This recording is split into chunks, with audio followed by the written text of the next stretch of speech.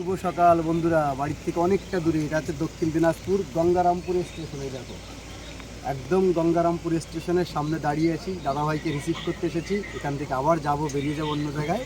তো বন্ধুরা আমাদের সঙ্গে থাকো, পাশে থাকো, আর ভিডিও যদি ভালো লাগে তাহলে প্রচুর পরিমাণে শেয়ার করে দিও, আর একটু বেশি বেশি ভালোবাসা দিও।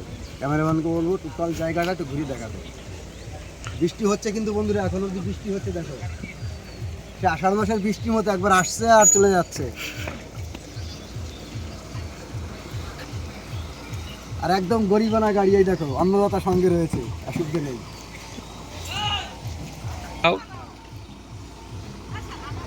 বন্ধুরা সেই সঙ্গে আমার গাড়িতে কারা আছে দেখো, তারা বৃষ্টির জন্য নামতে পারেনি।